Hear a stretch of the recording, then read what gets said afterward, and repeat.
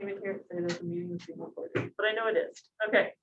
So today's notes are on chemical bonding and VSEPR, and I'll show you what that means in just a moment.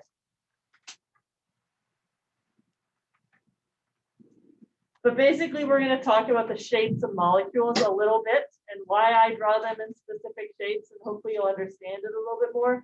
You do not have to draw them in the right shape, though. I just wanted to start familiarizing yourself with why I draw it a certain way each time, so it can make a little bit more sense to you. So VSEPR stands for valence shell electron pair repulsion. Basically, what it means is pairs of electrons want their own space. Bonds want their own space. Everything takes up space, and they want to spread out as much as they can. Okay? I kind of imagine if I'm like holding the hands of little kids that are all arguing and fighting, and they're trying to get away from each other, or I'm trying to keep them away from each other. If I'm holding two kids, I'm going to hold them out like this as far apart as they can. My kids see the left, but I'm imagining this chaotic environment. If I had 3 kids, I'd wish I had 3 arms so I could hold them in 3 different directions. So give them as much space as possible. That's what electrons do. Whether or not they're in a bond, they like to be as far apart from each other as possible. So I have a little model set here, and I've built hydrogen. And so hydrogen, can you see it? Here it is, this little hydrogen. You're not writing anything down yet. The hydrogen, not hydrogen, sorry, this is water. Water looks like this. When water bonds, we have a oxygen in the middle with a hydrogen and a hydrogen, and it's technically bent. It's not going to be in a straight line. So if you copied your notes exactly from mine, I never drew it straight out. I always drew it one going up, one going down, kind of like this, because water is bent. The reason why is because this oxygen has 2 pairs of unbonded electrons, and they take up space, kind of like a cloud. So if my hand was a little cloud, that's a pair of electrons. And then if this hand was a cloud, that's another pair of electrons. And so now you can imagine, oh, those 2 bonds are as far away from each other as they can be, but they're also far away from this hand and this hand. And this one's going off in this weird direction, and this one's going off in this weird direction, so that they can get as much space as possible. That's what happens in bonds. And so these electrons take up space, these electrons take up space, this bond takes up space, this bonds take up space. And so they spread out around the center atom. And so with that knowledge, we can predict the shape of what other molecules might form. And so CH4, when we drew it, we would draw one going up and one going to the side and one going top and the other side, one going to the bottom. So basically we have things going in 4 directions. That's not the full picture, but that's the 2D picture. In real life, what happens is we have a center atom and we have things going in every direction. Can you guys see it? I know I've got a small model today, sorry about that. But basically got one up, one back, one kind of forward to one side, forward to the other side. It's a 3D shape. It's called a tetrahedral. When I put it on my hands, that black one isn't touching my hand, it's not flat, because these are as far apart as the angles allow them to be, as far apart from each other. Now, if I were to take this, but instead of making CH4, I was making CO2.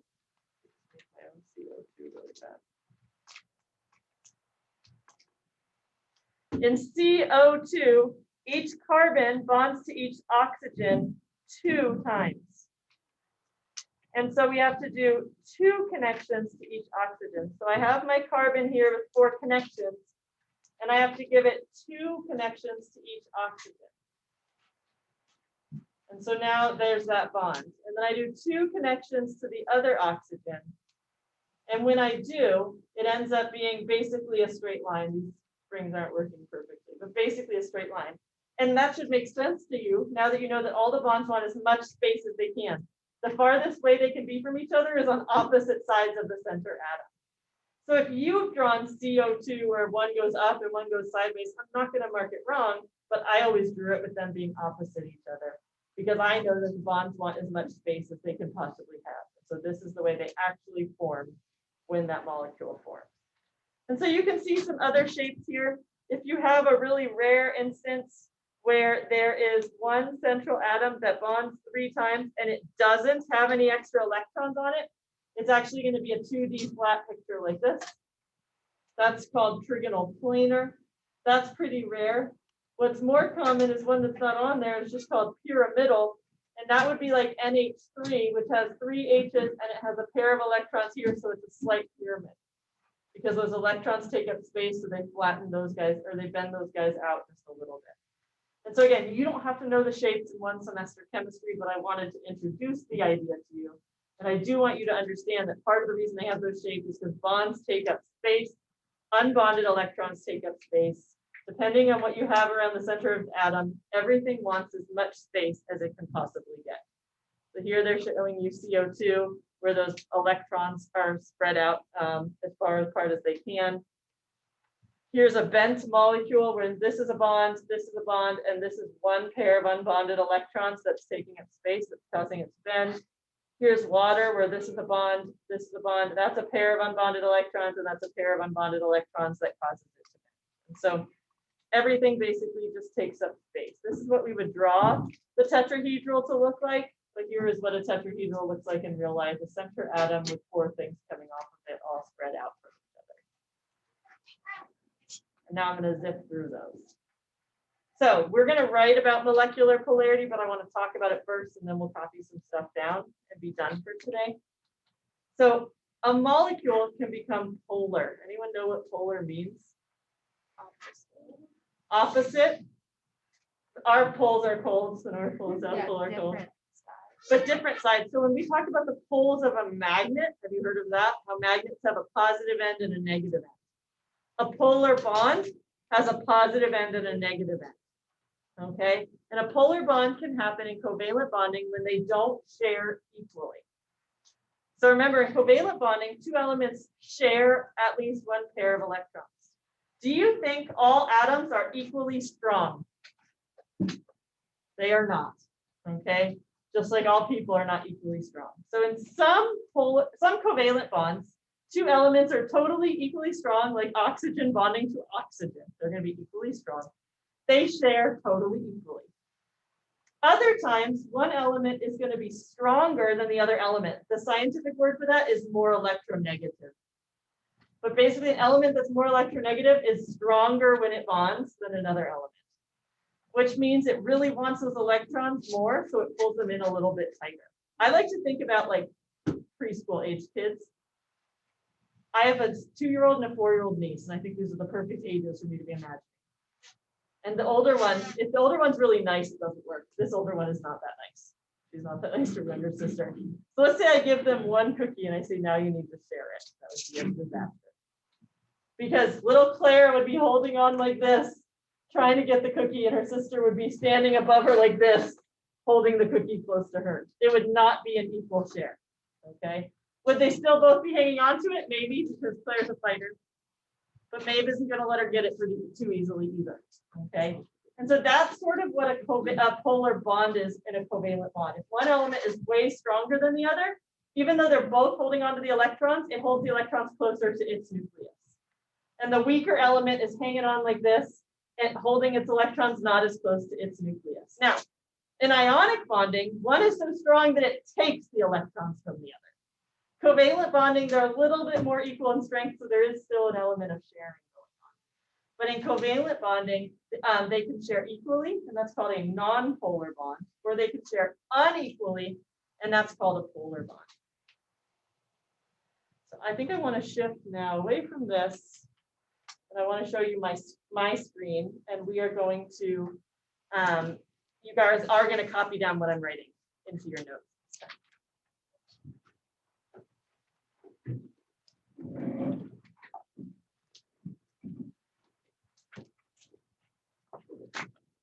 So the title for what you're going to write down today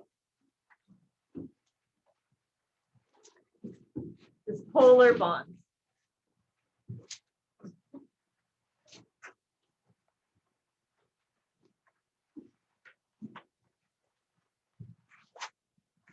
A polar bond is made from a covalent bond when one element is stronger than the other.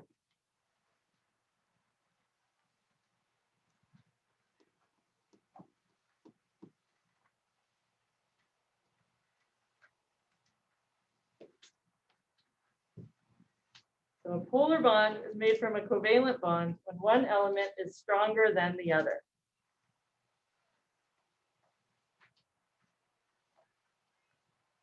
The strong element holds the electron closer and becomes slightly what charge?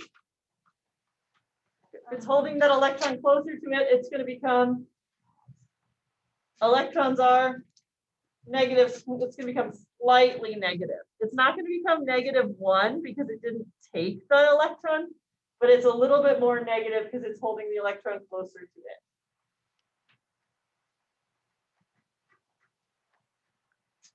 The weak element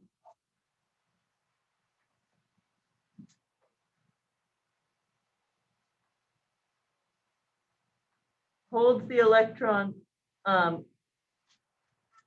further from its nucleus.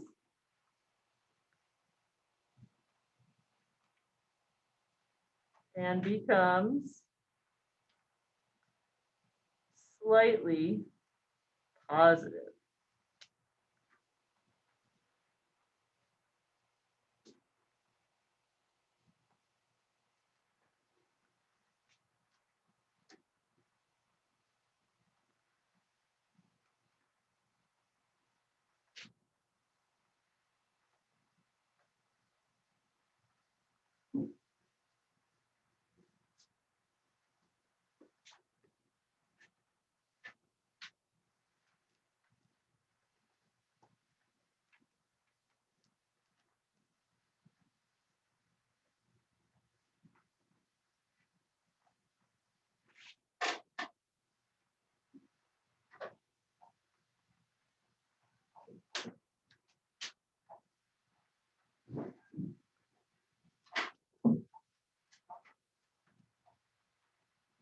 That's it for all the heavy words.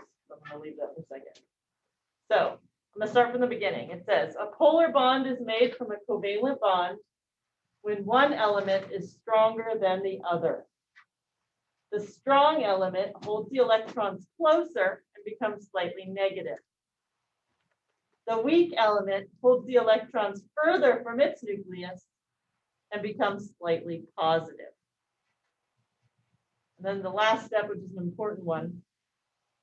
If you can draw a line on a molecule that has polar bonds, and you have a positive end and a negative end, then the molecule is polar. I'm going to show you what I mean by that. That's really important.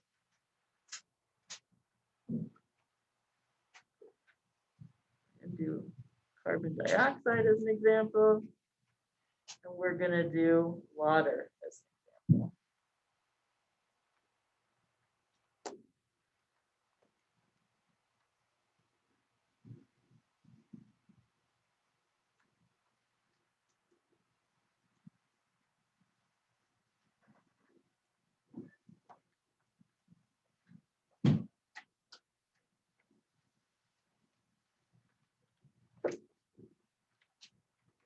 So based on what we learned about carbon dioxide, when we draw it, the oxygens need to be on opposite sides of each other. And can you now figure out why I draw these dots kind of on the corners?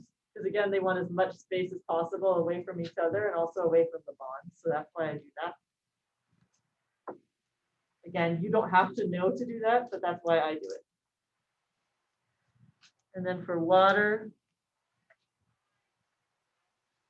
we draw it kind of bent with those electrons spread out as far as they can go as well. So you don't necessarily know when one element is stronger than the other. If you were in full year chemistry, we would give you a chart that literally tells you the strengths of each element so you could see if one is stronger than the other. For now, I'm just going to tell you which ones are stronger and weaker. So between carbon and oxygen, when they're trying to bond to each other, oxygen is stronger than carbon. And so if oxygen is stronger, what charge is it going to get? Slightly. It's not going to get a -1 because it's not taking an electron, but it's going to get a slightly negative. And we use this little sign. It's a Greek letter. That's what it looks like big. But we just say slightly negative. It kind of looks like a weird S. Both oxygens are going to be slightly negative, and the carbon is going to be slightly positive. That's not a full negative one or a full positive one, it's just a slight negative, a slight positive. So if we look just at this bond, is this bond polar? Does it have a positive end and a negative end of this bond? Yeah, we got a negative and a positive. Is this bond polar? Does it have a positive end and a negative end? Yeah. Is this molecule polar? Is there anywhere I can draw a line or lay my pencil where everything on one side is positive and one side is negative? No, because we got those oxygens on the opposite side. So even though this has polar bonds, this molecule itself doesn't have a positive end and a negative end. Now let's look at water. Oxygen is stronger than hydrogen, so oxygen becomes slightly negative, and the hydrogens are slightly positive. Is this bond right here polar? Does it have a positive end and a negative end? Yeah, it does. Is this bond polar? Does it have a positive end and a negative end? Yes. Is this molecule polar? Is there anywhere I could draw a line or lay my pencil where one end of it would be positive and one end of it would be negative? Yeah, what would you do, Grady? Kind of a diagonal, right? So watch this. If I were to draw a line like this, is there a negative end and a positive end? Those hydrogens are on one side, the oxygens on the other. That's a polar molecule. This matters. It especially matters that it's water, because this is why water behaves the way it does in our world. Water can dissolve salts. That's why the ocean is salty. Water can dissolve salts because it has a positive end and a negative end, and they can surround the positive ions or the negative ions and dissolve. If water wasn't polar, it wouldn't dissolve salt. It couldn't have a salty ocean. Okay. Have you ever heard the phrase like dissolves like? Maybe, maybe not. Now you do. Let me go ahead and like dissolves like, which means polar substances can mix, basically. Non-polar substances